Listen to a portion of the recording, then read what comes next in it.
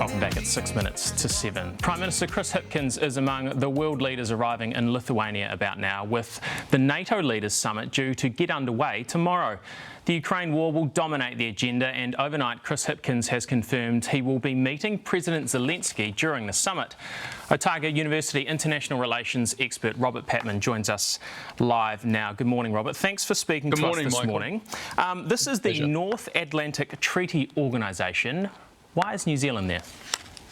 Well, New Zealand has traditionally viewed security matters through a multilateral lens. That's one based on international cooperation. We as a country have always opposed unilateral solutions to security problems. And in that sense, NATO is a good fit with the New Zealand worldview, the view that we followed since post-1945. And so in the post-Cold War era in particular, there's been a recognition that many security problems can't be solved by countries acting alone. And I think that in recent years, particularly since the invasion of Ukraine, there's been a mutual recognition by both NATO and New Zealand of, if you like, a complementarity in viewpoint. So we're not necessarily going to be influencing any decisions, rather just maintaining relationships if we happen to need them down the line. Yes, but I think a lot, let's be quite clear about this. The Russia's illegal invasion of Ukraine has global repercussions, particularly for small actors like New Zealand and middle powers, which need what's called a rules-based international order.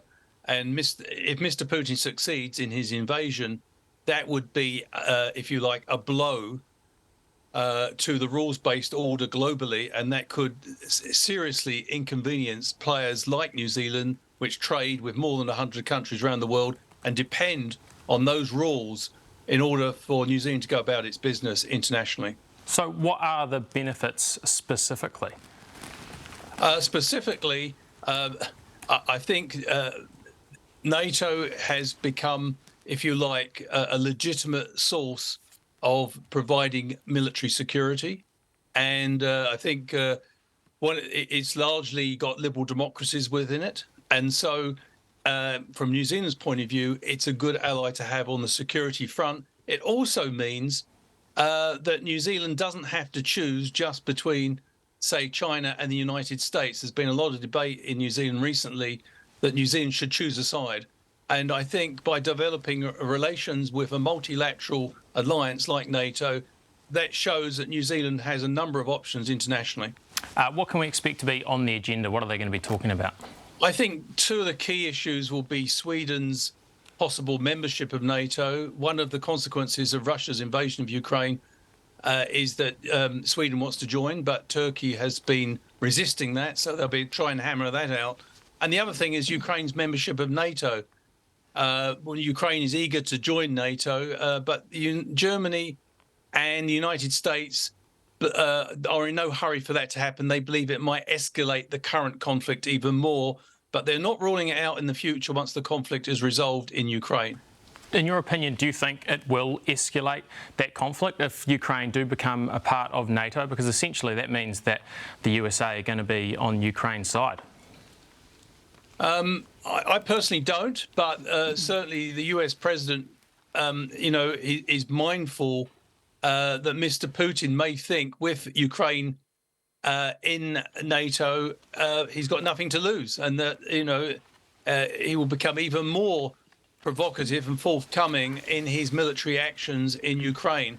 He hasn't shown much restraint so far, but I think the fear on the American side is it could escalate the situation considerably. But there's a number of factors to argue against that. Some would argue that would indicate quite firmly to Mr. Putin that he can't win in Ukraine and that he should withdraw his troops as soon as possible, because he's got no prospect of defeating NATO. And if Ukraine is in NATO, then the game is effectively up, according to this argument for Mr. Putin.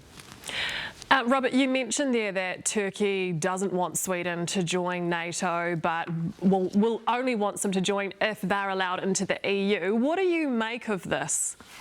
Well, that's been that's come out of left field, really. I think most people, I think that the EU and NATO will say there's a big distinction, and quite rightly so. I think this is a bargaining position, and We don't know what the outcome of the meeting will be between the Secretary General of NATO and the governments or the prime ministers of Sweden and Turkey. But Turkey has objected to anti-Islamist, anti-Islamic sentiment that surfaced in Sweden. Sweden's very keen to join, and the majority of countries do want Sweden to join.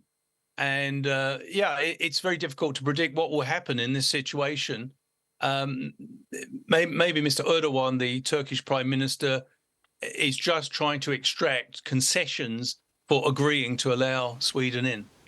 We'll see. That's Otago University International Relations expert Robert Patman. Thank you so much for your time this morning. It's 7 o'clock.